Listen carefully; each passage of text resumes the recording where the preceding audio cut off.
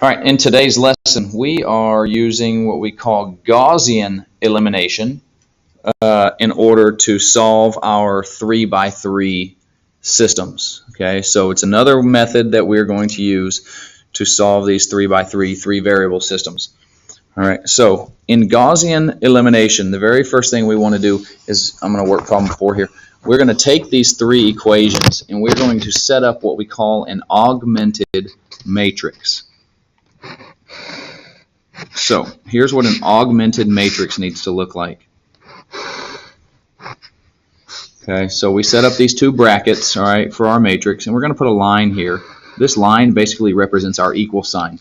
So all we're going to do is we're going to transfer our coefficients, only the numbers in front of the variables, we're going to transfer those to our augmented matrix. So our top row, we're going to take all the coefficients, 2, -1, and 3. That's going to be row 1.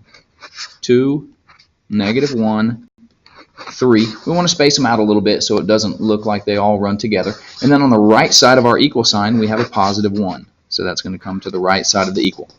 So this is what we call R1. That's row 1. Row 2 will do the same thing. Coefficient here in front of the x value is -1. In front of the y, we have a -3. And in front of our z, we have a +1. So we're going to transfer those coefficients. And this is going to be R2. That's row 2. Coefficients, -1, -3, +1. And then on the right side of the equal sign, we've got our -4. And finally, for our last row, row 3, our coefficients here are 3 in front of the x value, -1 in front of the y value, -2 in front of the z value, and then on the right side of the equal sign we have -3 as our constant. Okay, so this is what we call an augmented matrix. This is just setting it up. It's all we've done here is set up our matrix. Okay, once it's set up, then we're going to have to do some work. We're going to have to rearrange some of these numbers to get them to be what we need, and I'll show you how to do that in class. Our row operations. Okay, but what I want to do is I want to skip now to the end. Okay, so when you finish your augmented matrix, when you finish your work, your matrix is going to look like what we call row echelon form. So when you finish all the work, I'll show you how to do the work in class. We're going to finish with ones diagonally. Okay, I'm going to have a 1 in the top left corner. I'm going to have 1 in the very middle, and I'm going to have a 1 in the bottom right. Below the ones, you're going to have zeros. So we're going to have zeros here below in the first column below my ones. We're going to have a 0 in the second column below my ones. Now the A, B, C, D, E, and F, those just represent other random numbers. Okay, it does not matter what any of those numbers are. Those just represent different numbers. All right, so what we're going to do is we're going to look down here at number 10. So let's say all of our work is done and we have finished solving our matrix and it's in row echelon form. Now what we're going to do is we're going to transform this back into our equations.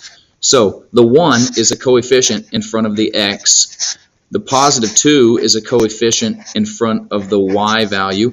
And the -1 is the coefficient in front of the z value. And on the right side of the equal sign, we have our 5. In the next row, we have 0x. Well, there's no point in writing 0x's, so we just won't write it. But we have a 1 in front of our y value. And here we have a 2 in front of our +2 in front of our z value. And on the right side of the equal sign here, we have a -2. And in our last row, we have a 0 for our x value. We don't need to write that. We have a 0 also for our y value. We don't need to write that. We have a 1 as a coefficient for our z value. And on the right side of the equal sign, you have a -2. Okay, so once you have done all your operations and you get to this point, we now know that z equals -2. So if I'm going to write my solution,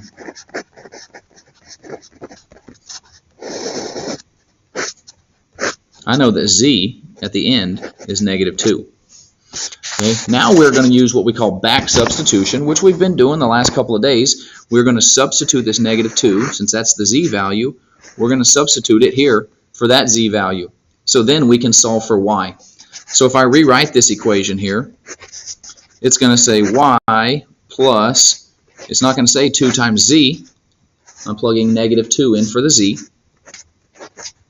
So it's going to say 2 times negative 2 equals negative 2.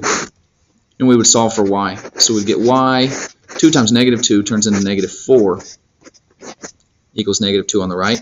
And now when I add 4 to get y by itself, I get y equals negative 2 plus 4, y equals 2. So we can put that in our solution. Now that we know y and z, we can plug both of those back into the original equation up top so that we can solve for x. I'll use a different color there so we don't get confused. I have to write small here. So the original equation now says x plus, instead of 2 times y, we're going to say 2 times 2. Our y value is 2. Minus, instead of z, we're going to say minus negative 2 equals 5. And now we're going to solve for x. So I've got x, 2 times 2 is positive 4. Negative times negative 2 turns into a positive 2 equals 5. Combine those like terms, you get x plus 6 equals 5.